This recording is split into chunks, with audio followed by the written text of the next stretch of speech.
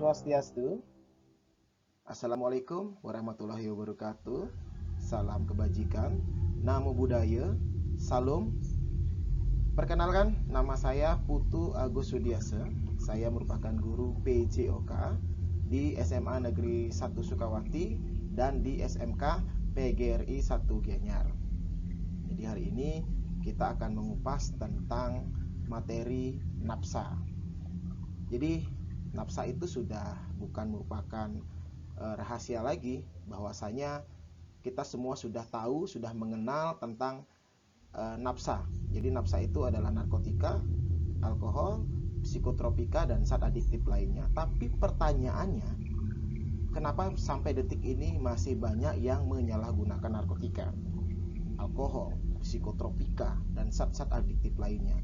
Padahal banyak masyarakat, kita semua sudah tahu dan mengenal tentang bahaya daripada nafsa itu sendiri. Sebelum kita lanjut, mari kita simak video berikut ini.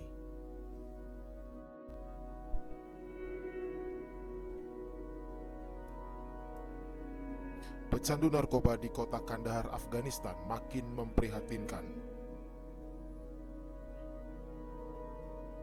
Pihak berwenang menyebutkan pecandu narkoba di Kandahar sudah tembus 30.000 orang.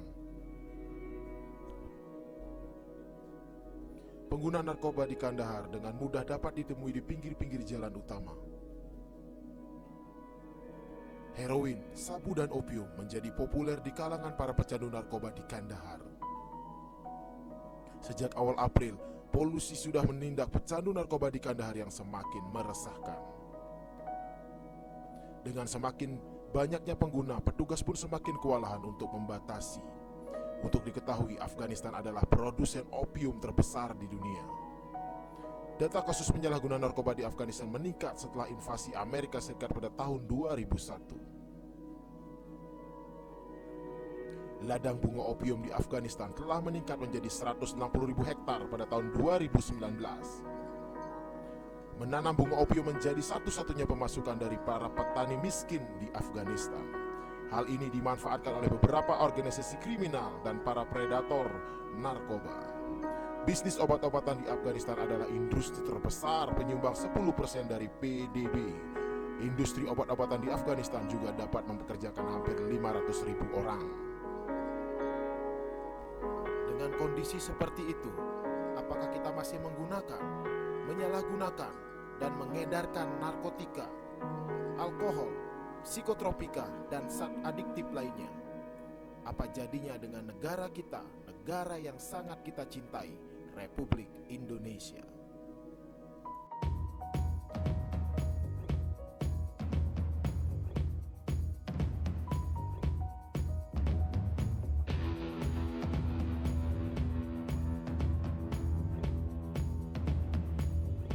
Jadi nafsa merupakan singkatan dari narkotika, alkohol, psikotropika, dan zat adiktif lainnya. Jadi sekali lagi, nafsa itu adalah narkotika, alkohol, psikotropika, dan zat adiktif lainnya. Jadi keempat bahan ini merupakan hal yang akan kita pelajari sekarang. Apakah dampak terhadap tubuh kita seperti apa, kemudian undang-undangnya seperti apa. Oke, kita akan lanjut.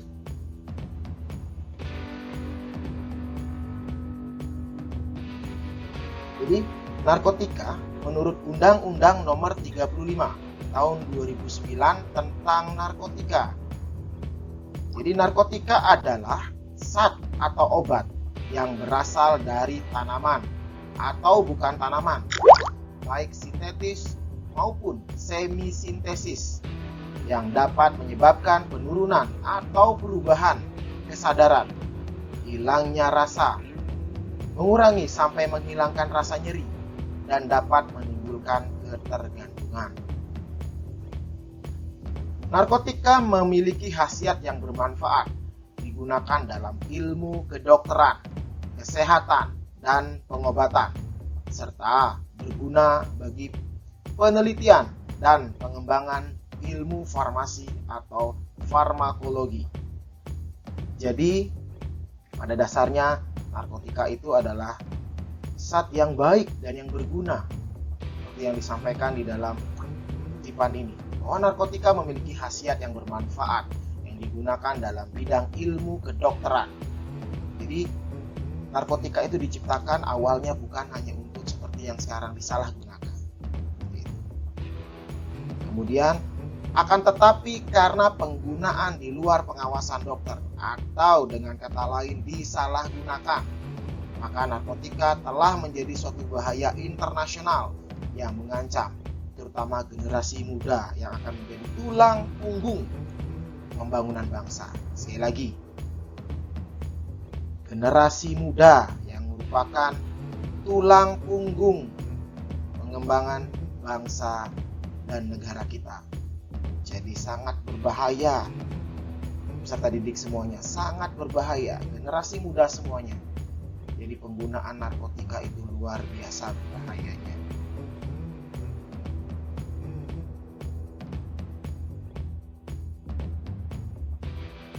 Kita akan maju kepada jenis-jenis narkotika. Berikut golongan narkotika yang diatur dalam pasal 6 Undang-Undang Nomor 35 Tahun 2009 tentang narkotika.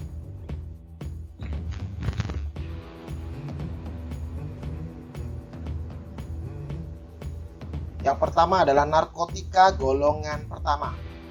Itu golongan narkotika ini hanya dapat digunakan untuk tujuan pengembangan ilmu pengetahuan dan tidak digunakan dalam terapi, serta mempunyai potensi sangat tinggi mengakibatkan ketergantungan.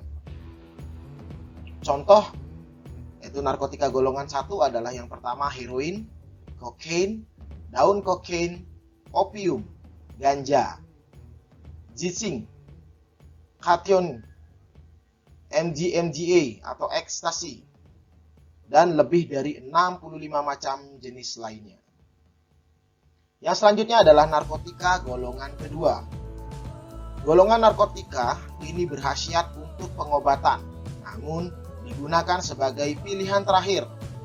Selain itu, dapat digunakan untuk terapi dan atau untuk tujuan pengembangan ilmu pengetahuan. Mempunyai potensi tinggi mengakibatkan ketergantungan. Di mana contohnya adalah morfin, metidin, fentanyl, dan metadon. Dan yang terakhir adalah narkotika golongan ketiga. Golongan narkotika ini berkhasiat untuk pengobatan dan banyak digunakan dalam terapi atau tujuan pengembangan ilmu pengetahuan, serta mempunyai potensi ringan mengakibatkan ketergantungan. Contoh dari narkotika golongan ketiga adalah kodein, buprenorfin, etilmorfina, nikokodina, polkodina, propiram, dan ada 13 macam termasuk berbagai campuran-campuran lainnya. Jadi narkotika dibagi menjadi 3, yaitu narkotika golongan pertama, kemudian narkotika golongan kedua, dan narkotika golongan ketiga dengan beberapa ciri dan contoh-contohnya. Oke, selanjutnya kita yang mengenal dengan namanya alkohol. Jadi alkohol juga diatur di dalam Undang-Undang Nomor 35 Tahun 2009 tentang narkotika. Jadi yang disebut dengan alkohol itu adalah minuman beralkohol atau minuman yang mengandung etanol yang diproses dari bahan hasil pertanian yang mengandung karbohidrat dengan cara fermentasi dan desitasi atau fermentasi tanpa destilasi, baik dengan cara memberikan perlakuan terlebih dahulu atau tidak, menambahkan bahan lain atau tidak, maupun yang diproses dengan cara mencampur konsentrat dengan etanol atau dengan cara pengenceran minuman mengandung etanol yang berasal dari fermentasi. Dalam jumlah yang sedikit, etanol dapat mempengaruhi otak sehingga dapat mengubah perasaan menjadi sedikit lebih baik. Tetapi dalam jumlah yang besar, pengaruh etanol pada otak menjadi berbahaya. Orang yang minum banyak alkohol akan kehilangan kontrol diri dan bahkan bisa kehilangan kesadaran. Mungkin peserta didik atau generasi muda pernah mendengar apa yang disampaikan oleh Wayang Cemblong, bahwasanya kalau minum 1 sloki dampaknya baik, 2 sloki dampaknya baik, 3 dan seterusnya, mulai akan ke dampak yang lebih berbahaya. Jadi kalau kita mengkonsumsi alkohol itu tidak ada salahnya. Cuman yang menjadi salah adalah ketika kita mengkonsumsi alkohol atau meminum alkohol ini dengan takaran yang berlebihan.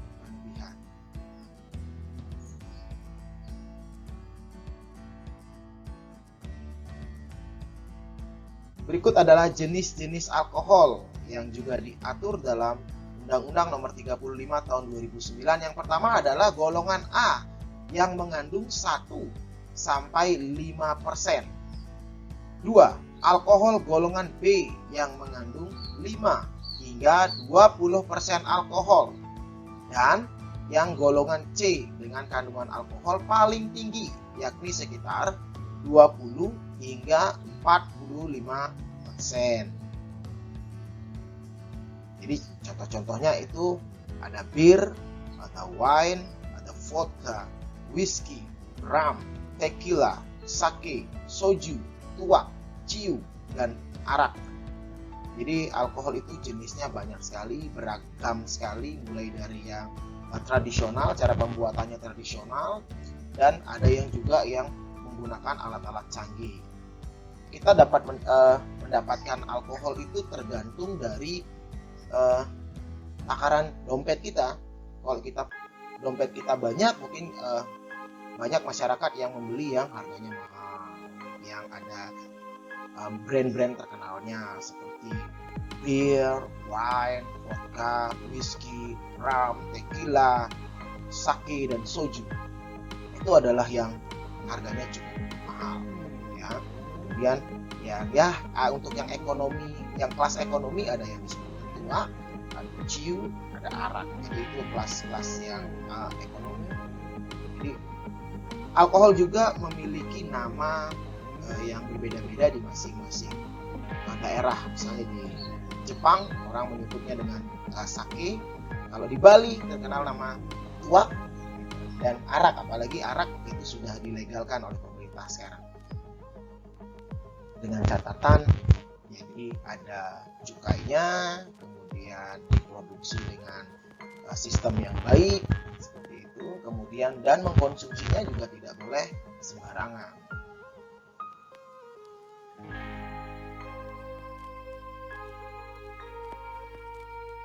Selanjutnya adalah psikotropika yang diatur dalam Undang-Undang Nomor 35 Tahun 2009, bahwasanya psikotropika adalah kategori obat yang dapat mengobati berbagai kondisi. Psikotropika bekerja dengan menyesuaikan tingkat neurotransmitter atau dengan cara merangsang susunan saraf pusat sehingga menyebabkan perubahan pada aktivitas mental, perilaku yang disertai halusinasi, ilusi, gangguan cara berpikir seseorang. Selain itu, psikotropika dapat menyebabkan perubahan perasaan secara tiba-tiba, menimbulkan kecanduan pada penggunanya. Berdasarkan Undang-Undang Republik Indonesia Nomor 5 Tahun 1997, psikotropika adalah zat atau obat, baik alamiah maupun sintetis, bukan narkotika, yang berkhasiat psikoaktif melalui pengaruh selektif pada susunan saraf pusat yang menyebabkan perubahan khas pada aktivitas mental dan perilaku. Perlu diketahui juga anak-anak bahwasanya peraturan perundang-undangan itu selalu berubah seiring tahun, seiring pengamatan, analisa, dan seterusnya.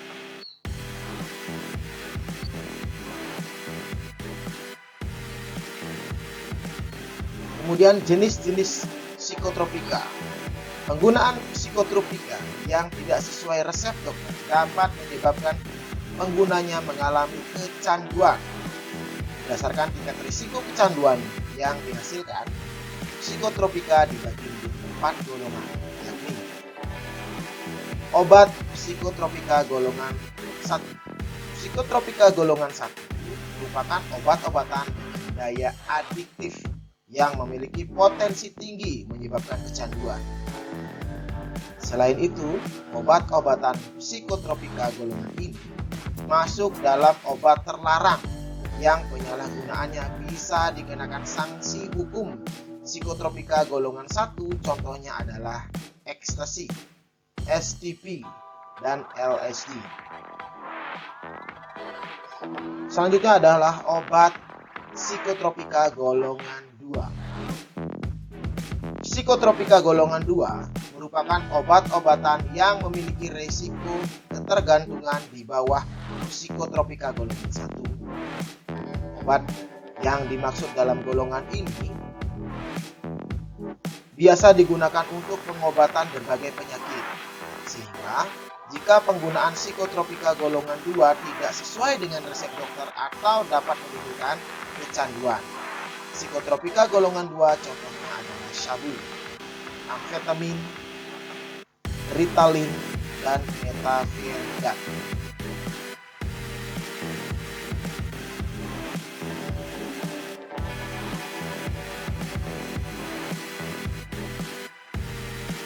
Jenis psikotropika yang selanjutnya adalah obat psikotropika golongan 3.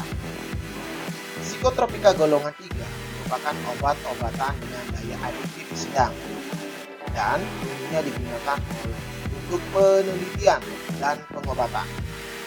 Psikotropika golongan 3 contohnya adalah pentobarbital, flunitrazepam, uprenosina, dan lumibal. Dan golongan yang terakhir adalah psikotropika golongan keempat. Psikotropika golongan keempat merupakan obat-obatan dengan daya adiktif ringan yang biasanya digunakan untuk pengobatan. Psikotropika golongan keempat contohnya adalah diazepam, nitrazepam, lexotan, pilkoplo, obat penenang, dan obat tidur. Nah, bagaimana dengan lem? Nah, lem yang bisa kalian peserta didik lihat di gambar berikut adalah ini juga dampak berbahaya. Ya, peserta didik semua generasi muda ini juga sangat berbahaya. Lem ini juga bisa menyebabkan anak-anak kehilangan kesadaran, halusinasi, dampak yang sangat berbahaya. Jadi stop, mencoba.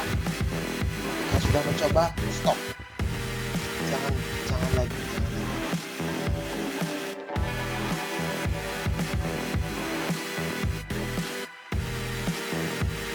Dan yang selanjutnya adalah zat adiktif lainnya.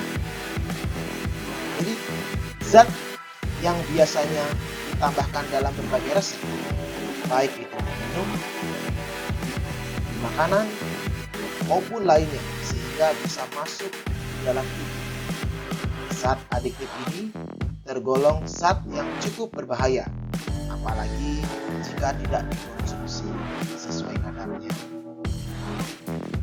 Zat adiktif bukan narkotika dan psikotropika, yakni kafein yang terdapat di dalam kopi dan teh. Kemudian yang selanjutnya adalah nikotin. Nah, nikotin yang ada di rokok. Yang berikutnya adalah zat adiktif narkotika, yaitu kokain, heroin, dan opium. Yang ketiga adalah zat adiktif psikotropika, yaitu lysergic acid diethylene atau LSD, kemudian pil koplo, kemudian ekstasi, dan sabu.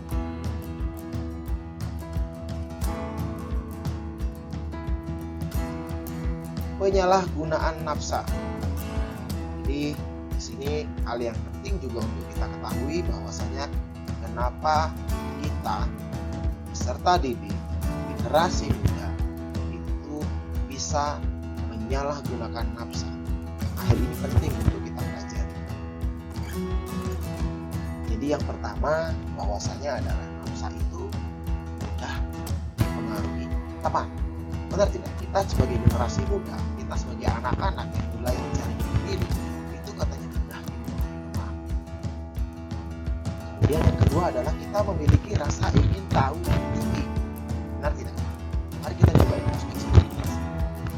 Apa benar kita memiliki rasa ingin tahu yang tinggi ketika kita masih muda, ketika kita masih remaja, ketika kita sudah berumah tangga? Apakah kita memiliki rasa ingin tahu yang tinggi? Kemudian yang berikutnya adalah solidaritas kelompok. Apa benar? Baik di sekolah, di lingkungan, di masyarakat, di kampus, di pemerintahan, kita memiliki solidaritas kelompok. Namun hal ini baik, dalam hal ini semua yang disampaikan ini baik. Menjadi tidak baik ketika mudah dipengaruhi teman itu adalah remaja masih memiliki jiwa yang labil dan masih mencari jati diri, sehingga mudah dipengaruhi dan ikut-ikutan teman. Kalau ikut-ikutan dalam hal yang positif bagaimana? Oh bagus. Misalnya contoh memungut sampah, membersihkan pantai, mempromosikan tentang protokol kesehatan, bagaimana kita bisa terhindar dari virus COVID-19, itu bagus. Tapi berbahayanya adalah ketika kita ikut-ikutan menggunakan minum alkohol dan seterusnya yang kita dijelaskan tadi di awal. Kemudian rasa ingin tahu yang tinggi. Remaja suka mencoba hal-hal yang baru, termasuk yang dapat membahayakan dirinya. Yang terakhir adalah solidaritas kelompok. Kuatnya solidaritas remaja menyebabkan ia sulit menolak tekanan anggota kelompoknya, termasuk tawaran narkoba. Nah ini sering terjadi. Pernah suatu ketika ada geng motor, zaman-zamannya geng motor. Itu kalau orang itu boleh masuk di geng motor itu, dia harus mengkonsumsi narkoba, atau dia harus menyerahkan uang, atau dia harus merampok, atau dia harus melakukan penjarahan, dia harus melakukan pembegalan. Ini sangat-sangat berbahaya untuk generasi muda, untuk masyarakat sekitar. Ketiga hal ini akan sangat berbahaya jika kita tidak jadi diri yang kuat.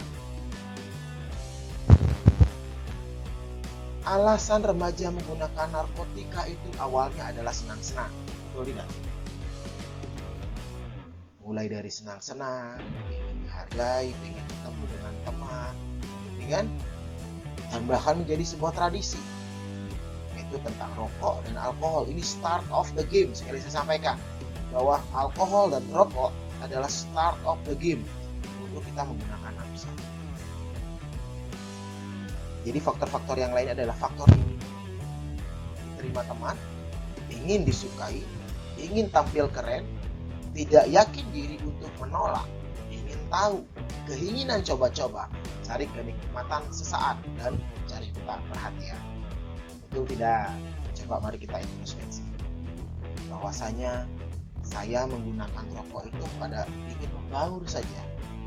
Bahkan banyak masyarakat yang awalnya tidak merokok, kumpul-kumpul dengan teman-teman yang merokok, jadi pengen coba.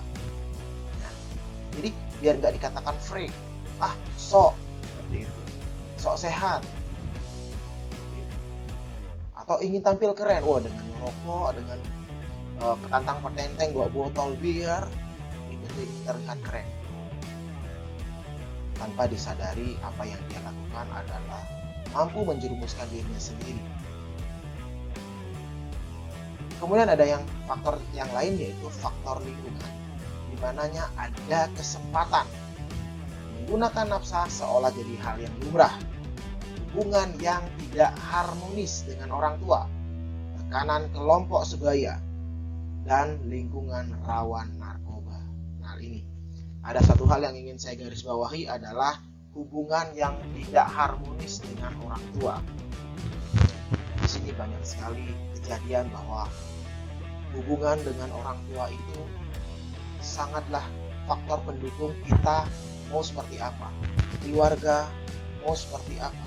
Diawali dengan hubungan yang harmonis di rumah. Di kondisi rumah yang baik, kondisi antar keluarga yang harmonis akan memberikan dampak aura-aura positif kepada diri kita. Di mana rumah menjadi tempat yang paling nyaman. Rumah menjadi tempat yang surga yang nyata bagi kita. Tapi ketika hal itu tidak terdapat, tidak terjadi, tidak dirasakan oleh keluarga, ini sangat berat. Mereka akan mencari pelarian, mereka akan mencari pengakuan di luar, baik dengan cara kekerasan, pencurian, mabok-mabokan. Ini yang sangat bahaya.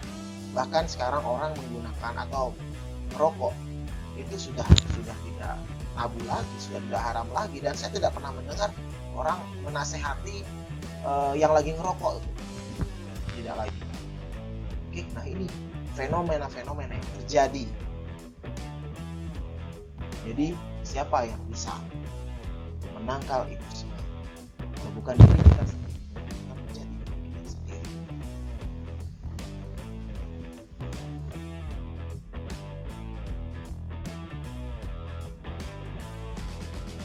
Setelah kita menggunakan, mengkonsumsi, kita akan mengalami yang disebut dengan adiksi.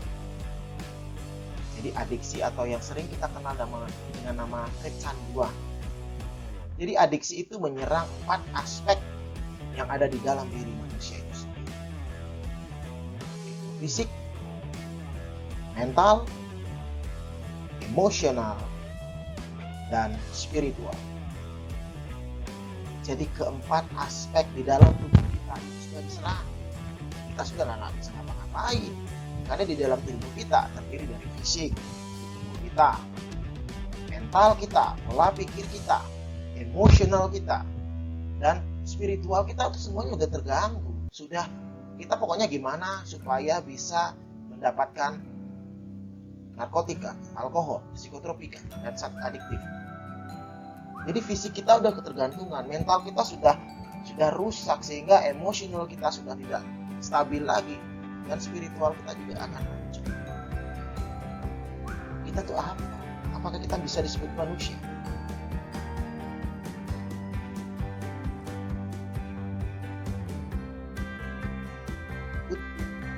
Akan Bapak sampaikan bagaimana tahapan proses kecanduan. Jadi ada tahapan-tahapannya seperti itu yang kita lihat.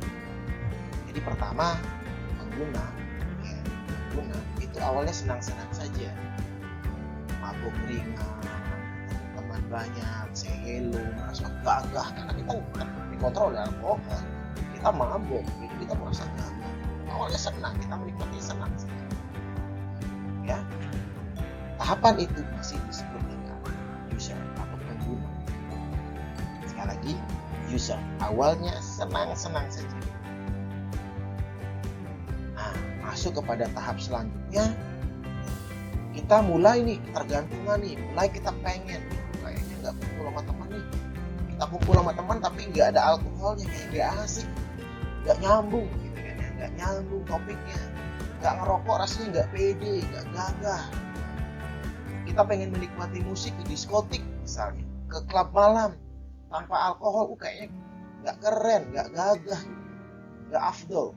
Nah, di situ kita sudah masuk kepada penyalahguna, sudah abuser. Kita kayaknya ada yang hilang kalau kita tidak mengkonsumsinya pada suasana atau situasi tertentu. Kita jadi galau, kita nikmati musik tanpa ekstasi kok kayaknya nggak enak gitu kan. Kita kumpul sama teman, nggak ada alkoholnya kok rasanya ada yang hambar. Nah, selanjutnya hanya ada masalah saja. Kita udah nggak ada uang nih, tapi kita harus mendapatkan ekstasi, kita harus mendapatkan sabu-sabu, kita harus mengkonsumsi cimeng. Caranya bagaimana? Kita mencuri, merampok, dengan kekerasan. Nah, hal itu yang disebut dengan addicted atau kecanduan. Nah, kalau sudah sampai di sini, ya, kita mau jadi apa? Kita seperti apa? Yang awalnya hanya untuk bersenang-senang saja, dan pada akhirnya sangat berbahaya. Jadi inilah anak-anak, jadi inilah peserta didik, jadi inilah generasi muda, bahwa tahapan proses kita menggunakan nafsa.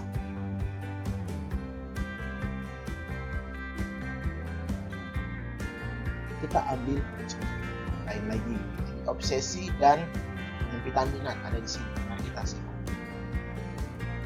Disampaikan di awal bahwasanya ketika kita masih punya otak yang fresh, nggak kenal namanya nafsa, ya. Jadi kenalnya hanya dikit nih. Kenalnya awalnya hanya nikotin dan alkohol, ya kan, seperti yang saya sampaikan tadi. Nikotin dan alkohol adalah start of the game. Sekali lagi, kalau udah bisa keduanya ini, kamu akan naik level, ya. Nah, selama itu kita banyak mengenal hal-hal yang positif, hal-hal yang baik, seperti hal olahraga, ibadah, hobi, memakan makanan yang sehat, keluarga, teman, kerja, sekolah, sahabat, berorganisasi, dan kita masih bisa pacaran sehat. Nah, itu anak-anak muda, kita masih bisa pacaran sehat. Tapi tahapan selanjutnya ada obsesi dan penyempitan minat. Selanjutnya adalah mulai kita yang mengenal yang disebut dengan drugs. Jadi drugs itu istilah ya, istilah untuk narkotika, mulai dari alkohol, kemudian cimeng atau ganja, ya kan, obat-obatan, pil, ekstasi, dan seterusnya, sabu-sabu, heroin, kokain. Kita mulai nih, ada hal yang mulai hilang, anak-anak. Tadi di generasi muda ada yang mulai hilang, ya. Jadi yang tadinya banyak hal-hal positif mulai berkurang, ya. Kita sudah menjadi pemakai, dalam hal ini kita pemakai. Oke.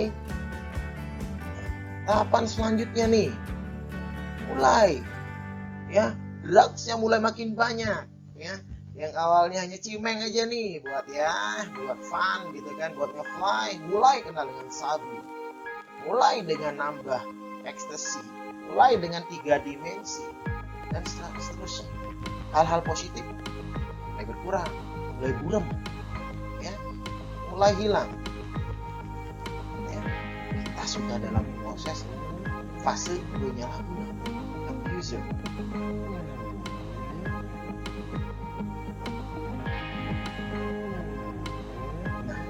Selanjutnya, hal-hal positif semua hilang. Kita hanya ada pada dalam otak kita hanya drugs, alkohol, psikotropika. Kalau sudah seperti ini, apa yang bisa kita perbuat? Jadi pikiran kita obsesif, pikiran kita hanya tertuju pada drugs, alkohol, perilaku konsumtif yang bermasalah. Ini lagi, ya, kita ini langsung dengan kecanduan. Bahasa kerennya sakau, ya. Kita bisa menggigil, kita bisa gemetaran, kita bisa melukai tangan kita hanya untuk mendapatkan darah. Apa bedanya hidup kita itu dengan zombie?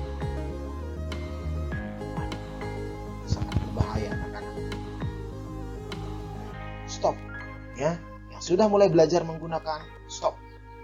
Sebelum penyesalan di jeruji besi.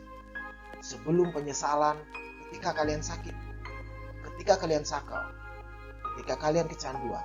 Stop. Keluarga sangat merindukan kalian. Teman-teman yang positif, teman-teman yang baik masih menerima kalian.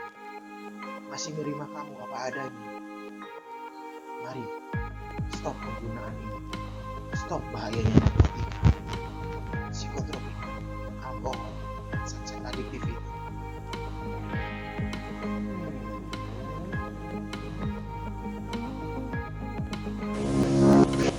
Oke.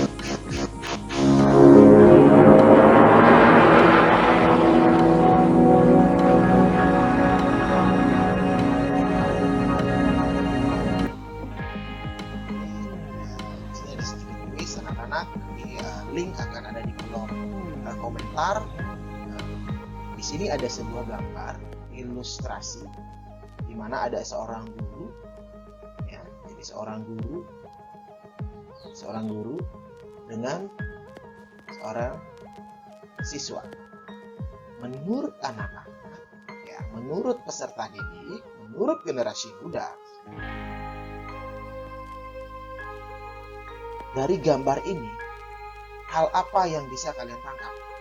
Silakan membuat sebuah tulisan tentang gambaran ini. Sebenarnya apa ya yang menjadi filosofi di dalam gambar ini? Oke, silakan tuliskan di kolom komentar. Untuk anak-anak yang di SMA Negeri 1 Sukawati dan SMK PGRI 1 Gianyar, itu link sudah ada di kolom komentar. Nanti Bapak akan tempelkan link di dalam kolom komentar.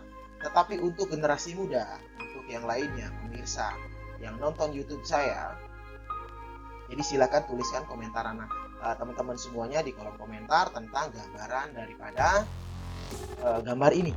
Filosofi apa yang ada di dalam gambar ini? Oke, itu kuis yang ada di dalam materi hal ini.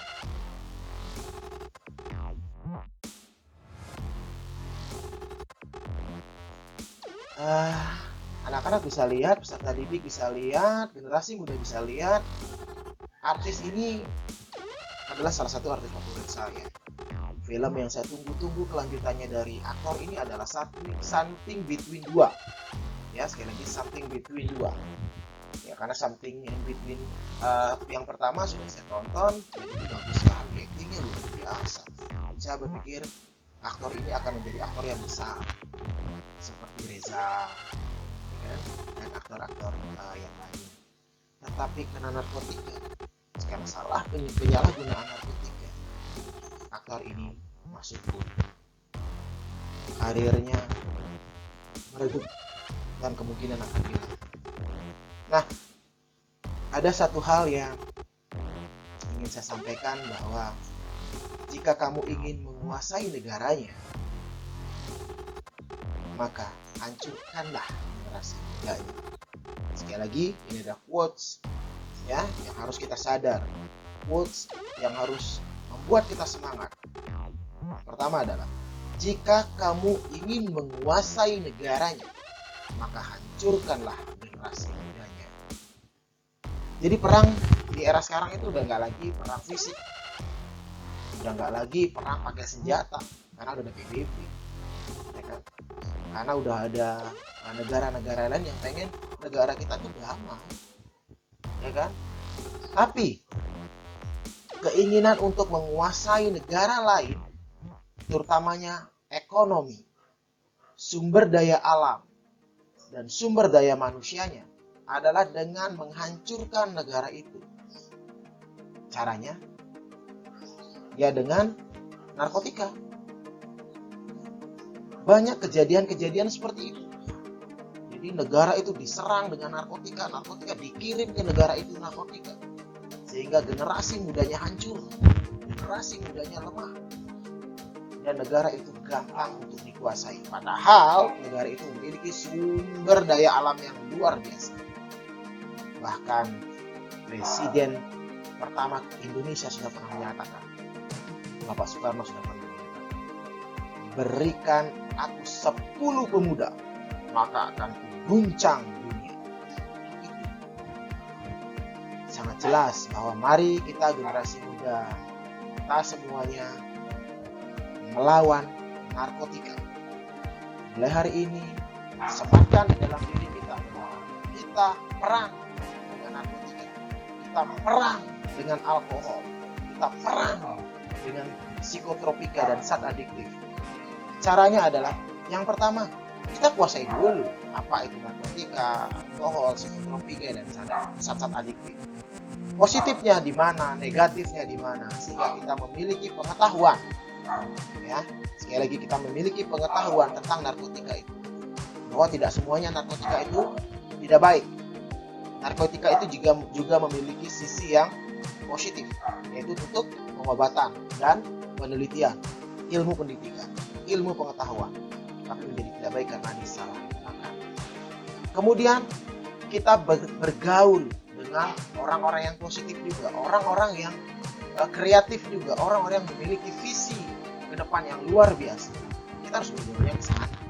Walaupun kita ada pepatah mengatakan bahwa tidak boleh membeda-bedakan orang, tidak boleh membeda-bedakan pergaulan.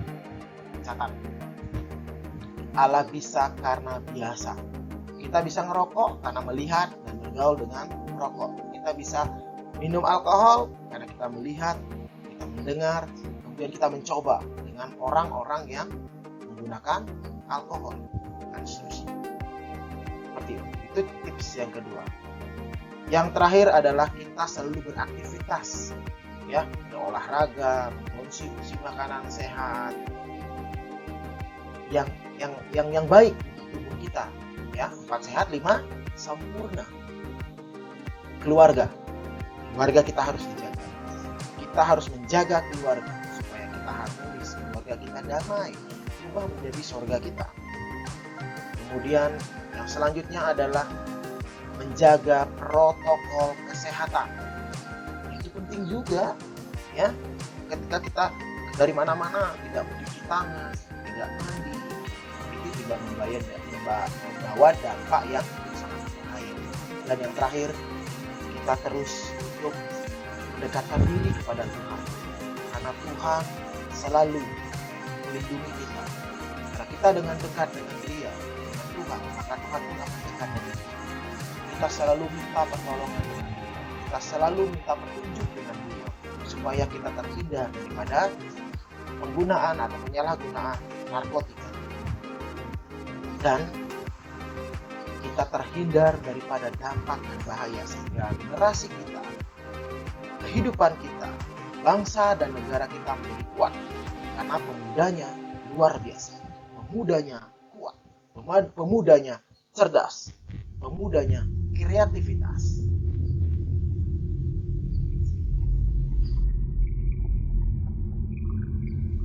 Jadi demikian anak-anak, peserta didik, generasi muda Indonesia dimanapun kita berada, bahwa narkotika, psikotropika, alkohol, dan zat adiktif itu memiliki dampak yang positif dan juga memiliki dampak yang negatif, tergantung bagaimana kita menyikapi dan menggunakannya. Demikian pemaparan yang bisa saya sampaikan. Sekali lagi, terima kasih sudah meluangkan waktunya, sudah mendengarkan video pembelajaran dari saya tentang nafsa. Mudah-mudahan apa yang saya sampaikan ini bermanfaat untuk kehidupan kita semua, bermanfaat untuk pembelajaran kita, dan bermanfaat untuk semuanya. Saya Putu Agus Sudiase. Jadi teman-teman semuanya bisa memfollow Instagram saya di Agus Sudiase, kemudian subscribe channel YouTube saya yaitu Putu Agus Sudiase. Akhir kata saya ucapkan wassalamualaikum warahmatullahi wabarakatuh. Salam sejahtera, namo buddhaya, salam kebajikan untuk kita semua. Om Santi Santi Santi Om. Semoga kita dapat melawan, kita dapat terhindar dari virus COVID-19. Negara kuat, negara maju. Bersama PJOK, kita bisa.